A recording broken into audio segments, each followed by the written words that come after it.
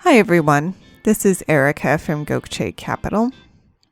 Today I'm going to talk about how to buy land and build a house on it.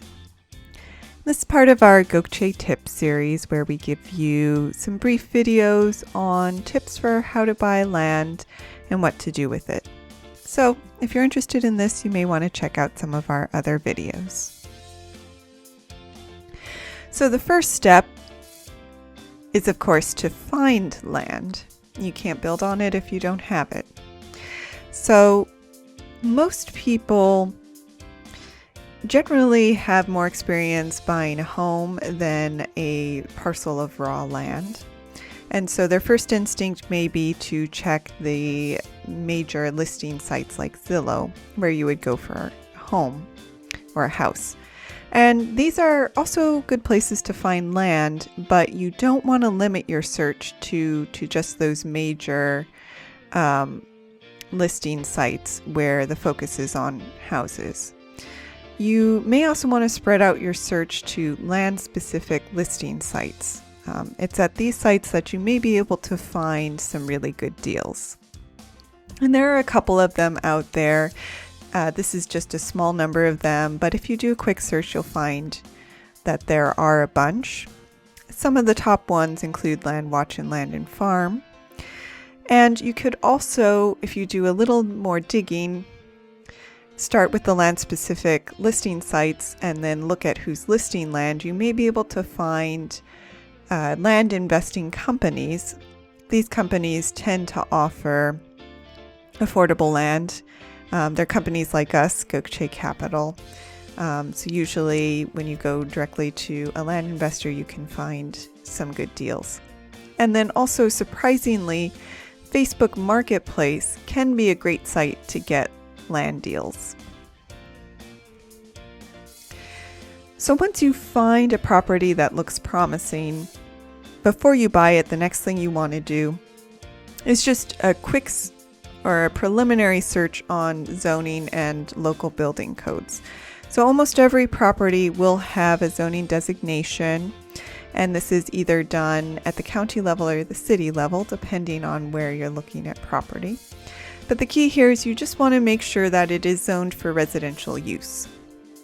Either its zoning designation is actually residential, or it has some other designation that does allow for residential uses. So when you're talking about rural land, that may be an agricultural designation. Then you want to take a quick look at what their building code is and what the requirements are under the building code. And this is especially important if you want to do something other than build a traditional stick-built house. So many folks, if they're looking to build their own house, may want to do something a little unique. Container homes, tiny home, modular home, sandbag, adobe, all these kinds of things. And it's important to remember that the local building code and building regulations may not allow all of these different types of materials and building systems. So if you have something unique that you're thinking of doing, it's really important that you at least give the building department a call, again, either at the county or the city level, to make sure you are able to do what you would like to do under code. Okay, number 3. If the property is on an HOA, there will typically be additional building regulations that are not covered by the city or the county. And it also maybe goes without saying that the city or county won't be able to tell you what these are. So you need to know if there's an HOA, and you need to know who the HOA is so that you can take a look at the HOA's covenants and design review requirements. And again, just like what you did when you went to the building department, you'll want to make sure that those covenants and design review requirements will allow you to do what you're looking to do. Okay. Once you've done that, you then also want to confirm legal and physical access. Now, of course, physical access, you just want to make sure that you can get to the property. But legal access becomes important because in many jurisdictions, you cannot get a building permit if there is not legal access to the property. And I go over what legal access is in some other videos that you may want to check out. But generally, this means that the property is either fronting a public road, or it has an access easement, or it has a platted road that was created through the subdivision, a subdivision. Now, you've confirmed that you can do what you want to do on the property, and you know that it has access. Now you want to have a plan for utilities. This is easy if you are buying in a more built-up area and all the public utilities you would normally expect are readily available.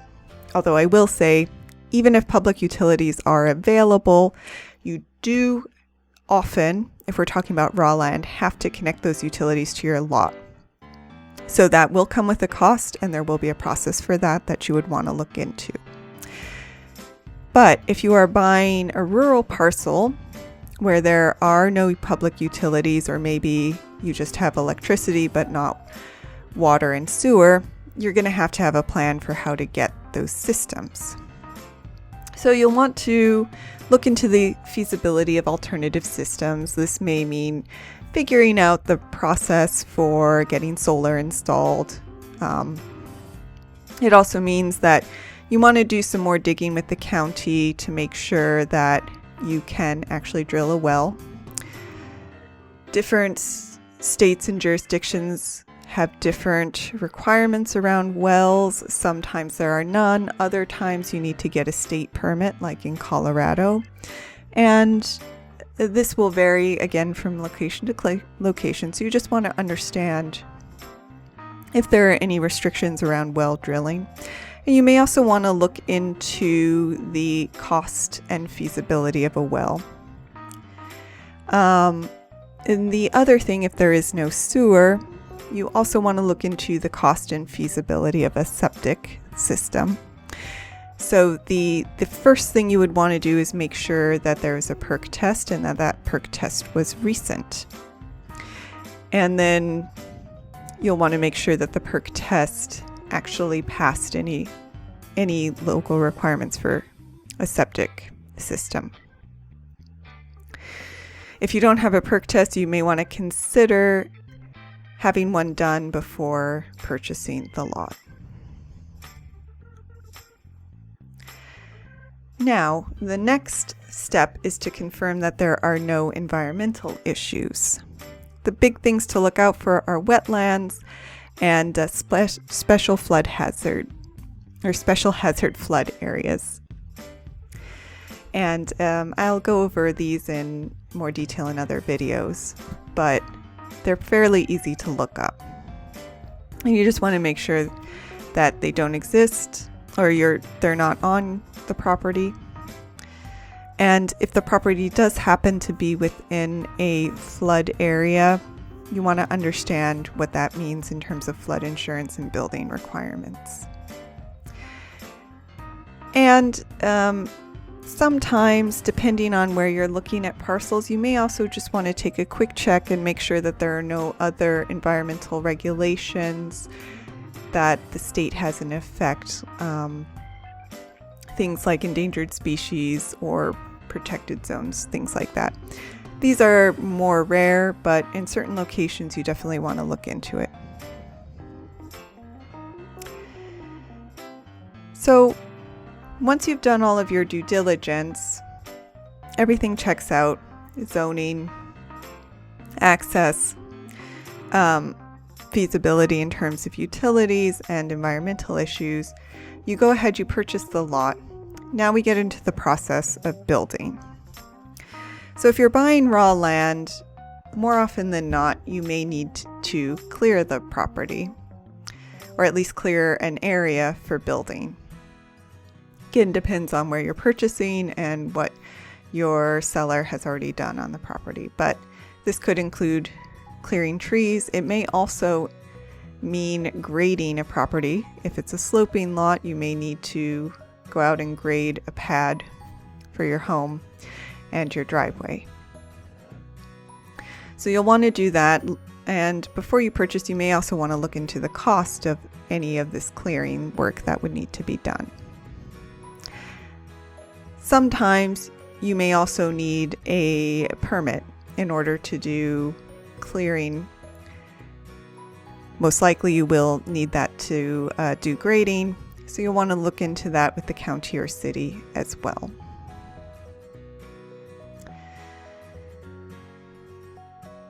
Now on to the building.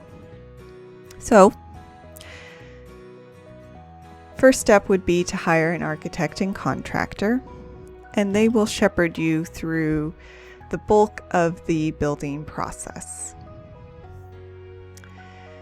And if you are looking for an architect, there are various sites where you can look up a local architect. The AIA, or American Institute of Architects, is a good place to start.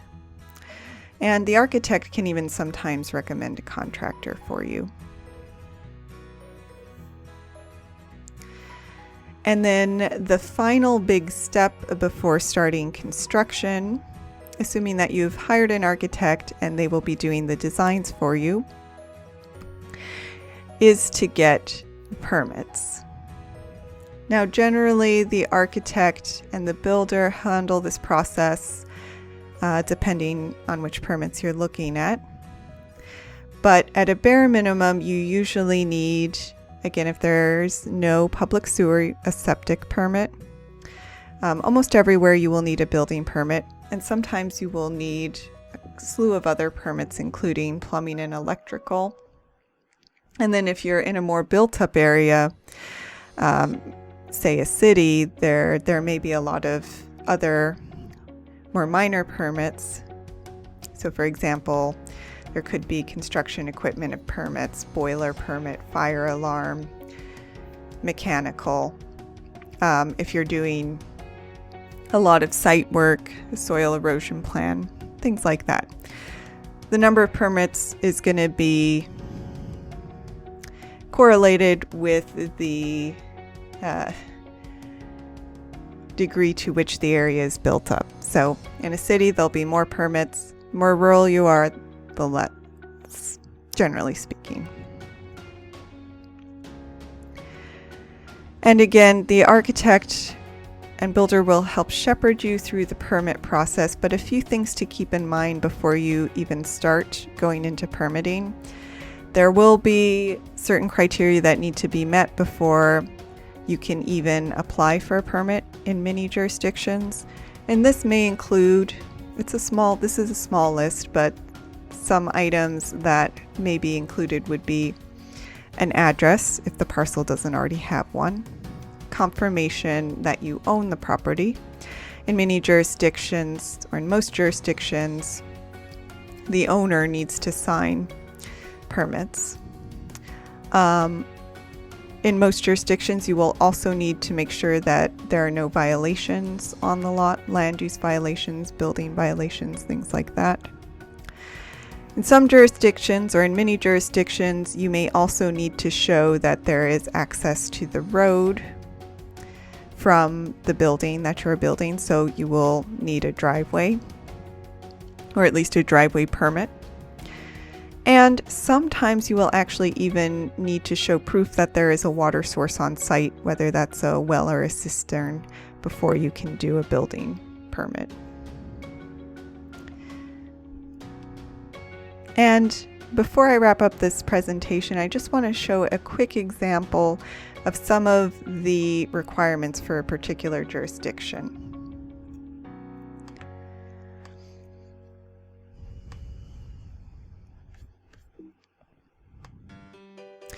So I'm taking Castilla County as an example. They actually have a fairly extensive PDF where they go over their development policy and procedure.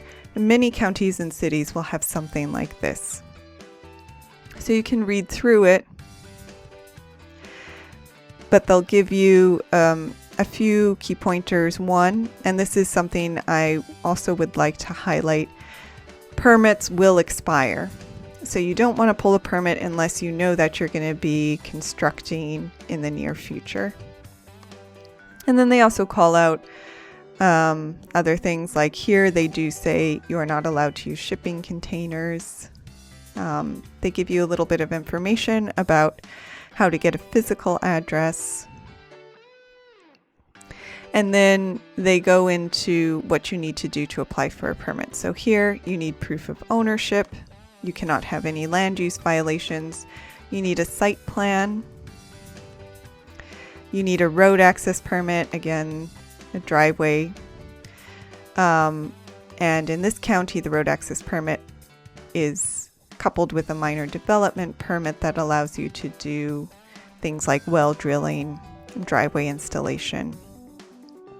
Here you also need to have the septic permit or on-site wastewater treatment system permit prior to applying for a building permit.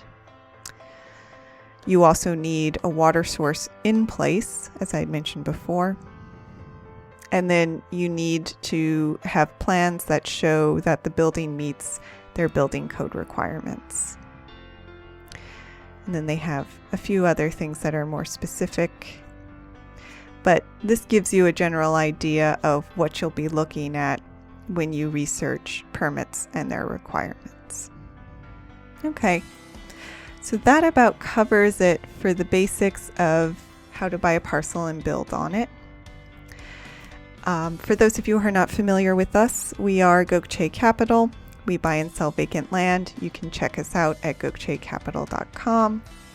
And you can look at all of our properties at gokcecapital.com/listings. And of course, I do like to highlight that we love giveaways. So when you go to our website, please take a look at our free land giveaway, our free vacation giveaway, our free swag giveaway. And then also now for a limited time, we are offering free 15-minute consultation calls.